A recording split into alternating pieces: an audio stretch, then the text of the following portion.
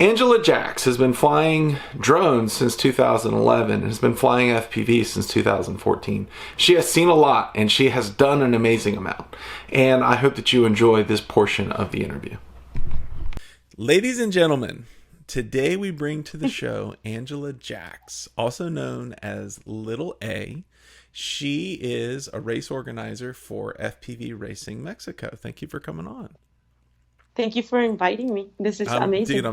I'm so excited for this one because I mean it there is a lot of just in general the folks that I've interviewed except for Benoit Fink have all been U.S. pilots, and one of the requests I've gotten multiple times is, hey, can we get some international folks? Because I know that you love your U.S. pilots and you're an American, kind of a dumb American, but you're an American.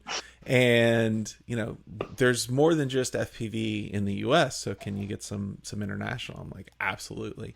And then I asked Zoe when I interviewed her, I said, who should I interview? And your name was the top of the list, I think.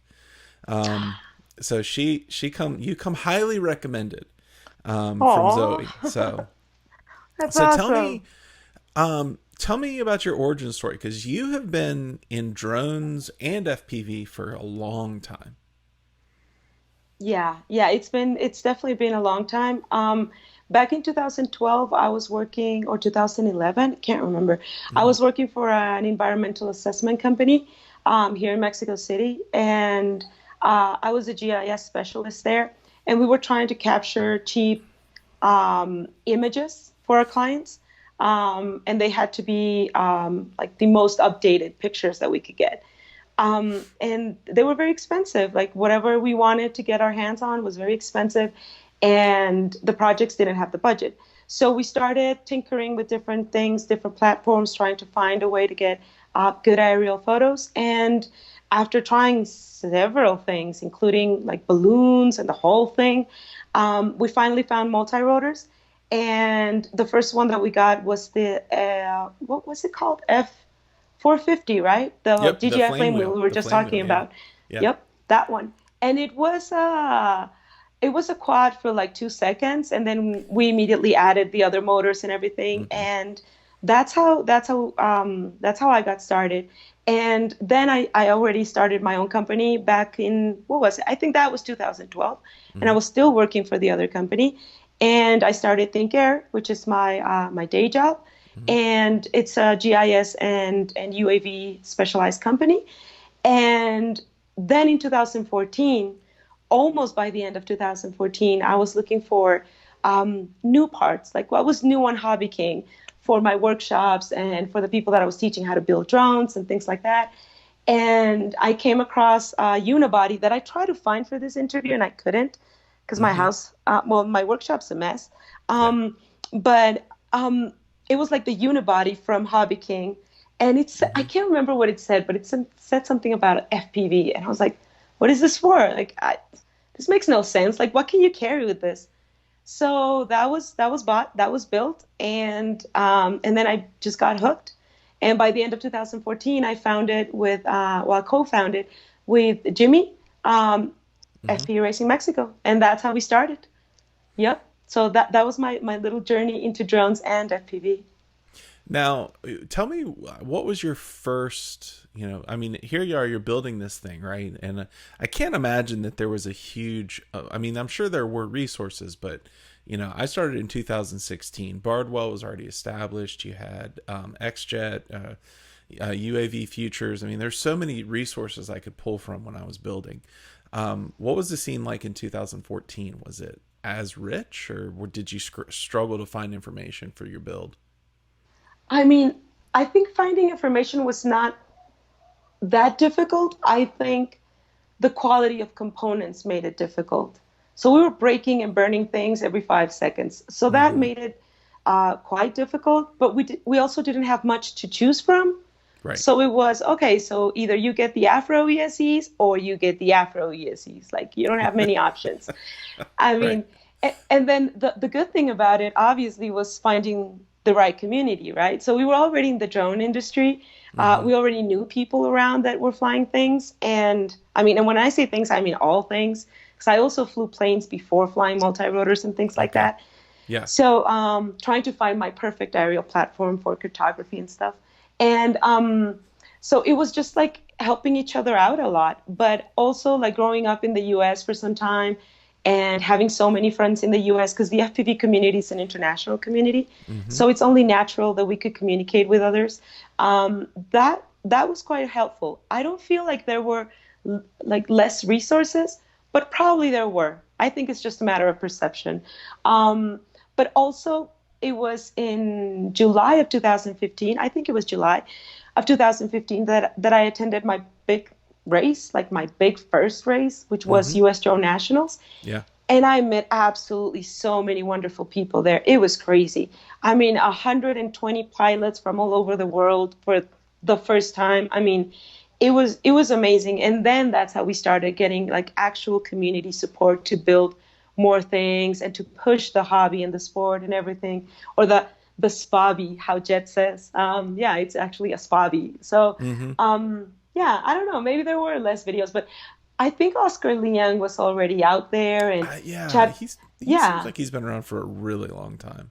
Oh yeah, he has. Oscar was already around, and can't remember who else I watched. I think I just asked mostly pilots what they were doing. Yeah. Yeah. I know when I was originally building, the local community was just kind of critical for me to just occasionally ask questions of. And then when I finally, I mean, I think it took me like 3 months to build my first drone, and then, or my first FPV drone. And um, my first flight was at night in the dark. I had no idea what I was doing. I had goggles. I had a pair of box goggles that I did. The screen, they were like styrofoam, and the screen kind of sat in there. I had no way to to secure the two halves of the styrofoam together, so I ended up wrapping pantyhose around them and tying them all. It was a disaster in the making. A true maker right there. A true Yeah, it maker. was just like whatever I could find. I had no idea how fast these things flew. I mean, it was amazing. What was your first flight like? My first flight, it was pretty insane because mini quads were sure not stable. So it was pretty insane. It was Right. pretty insane. And I remember the first time going on acro, I was just like, I can't control this. Like I'm and everybody was like rooting and thinking, wow, this chick goes so fast. And I was just like, I can't control this. So I don't know, like I just crashed a lot, and I refused to record my flights, which now I look back and think that was pretty dumb. But I refused to record my flights because I was always thinking I'm going to start recording when they're worthy, and then I missed out on so much. Hmm. I definitely missed out on so much. But my first flights were pretty bad. And I remember just not being able to stop smiling, and that hasn't stopped. Like I just came back from a drone event in another city, and I was just flying micros, and it was one pack after the other, like all over the event, and all I could think of was I just can't stop smiling. Like this just makes me absolutely happy. It's insane. And I think that even if the flight is not great, even if you end up crashing or whatever, every single flight has been an experience. Like even when I crash, you can see me laughing that I crashed. I don't Hmm. know. I don't Yeah. know. It just makes me feel so good. But I can't remember my first flight per se. Like I can remember my first flights, but not the first one. Yeah. Who knows? Yeah. I Who so knows? I mean, I don't I maybe your experience was different. I just remember the adrenaline rush that came with those first flights. Like it was just, you'd get up in the air, and I mean, even in 2016 we were on like beta flight 2 point something, Yeah. and I mean, it was janky.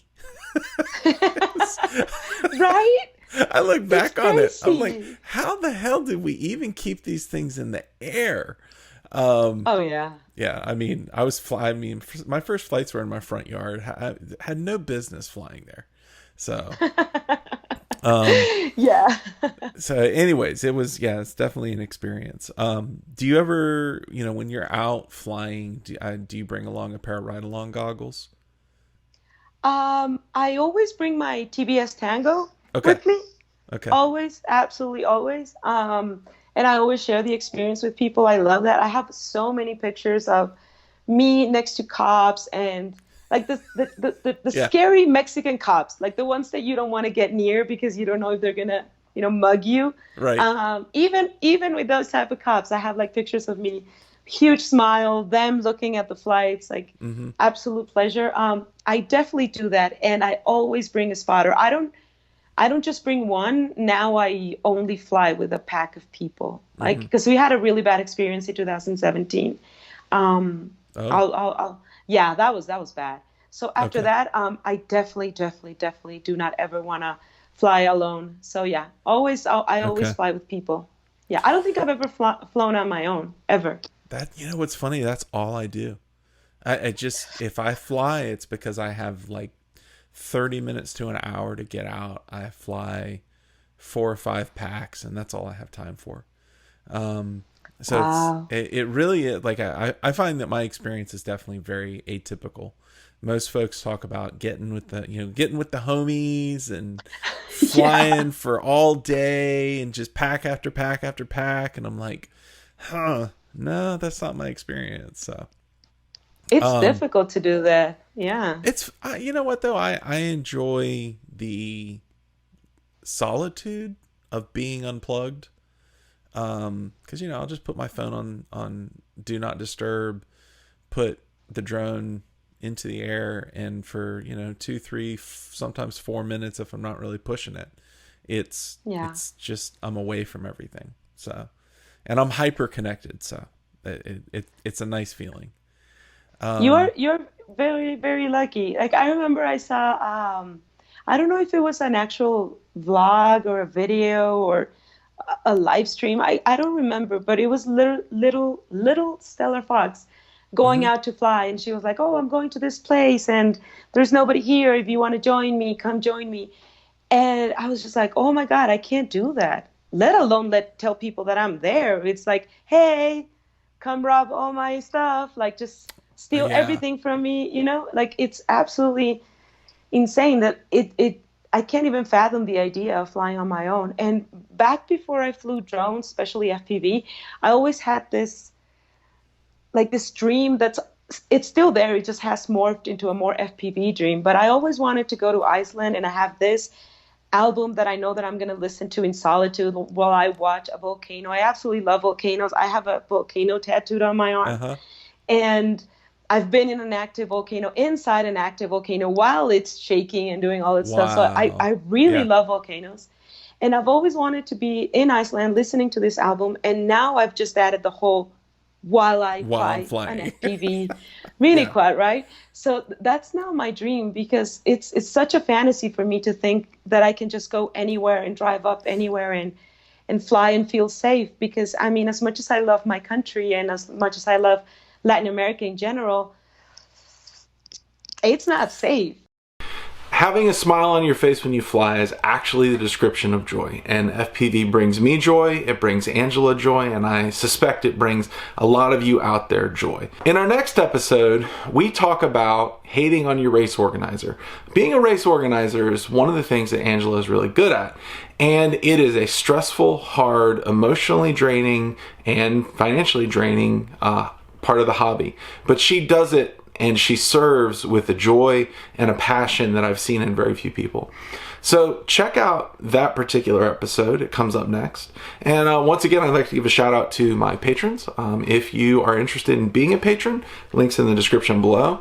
Patrons from the $3 tier on get a podcast version of the interview. It's the entire episode, entire interview.